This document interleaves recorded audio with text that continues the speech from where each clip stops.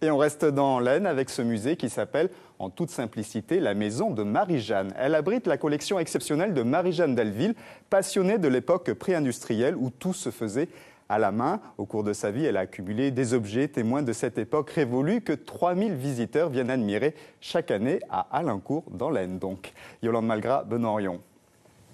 Un lieu unique pour une incroyable collection, celle d'une enfant du pays, Marie-Jeanne Delville, décédée le 18 avril dernier à l'âge de 89 ans. Costumière de son état, passionnée de mode, chineuse infatigable, pendant des décennies, elle accumule un monde d'objets fin 19e, début 20e. Robes, jouets, fer à repasser, antiques machines à laver. Impossible de faire le compte exact de cette accumulation. Marie-Jeanne a commencé de collectionner depuis l'âge de 8 ans.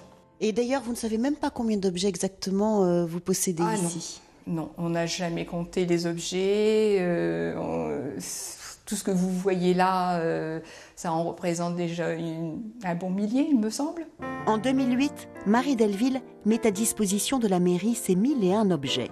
La municipalité construit alors cet espace de 600 mètres carrés à la scénographie soignée, dans lequel le visiteur est immergé dans l'univers des petites gens, avant l'essor industriel.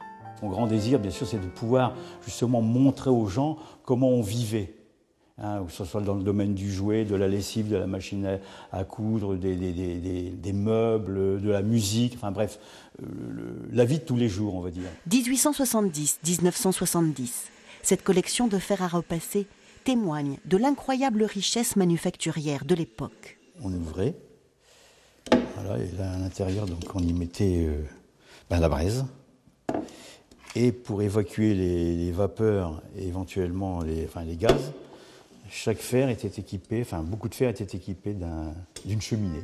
Au milieu des soieries, fourrures, robes et dentelles acquises par sa mère, Roselyne Delville, couturière elle-même, est plongée dans le souvenir de cette mère hors du commun. Son plaisir à la préparation des expos temporaires, c'était de déballer ses cartons et de redécouvrir toutes ces petites choses. C'est ça qui lui faisait le plus plaisir. La maison de Marie-Jeanne, ou l'émotion d'un monde perdu, à découvrir tous les après-midi, du mercredi au dimanche.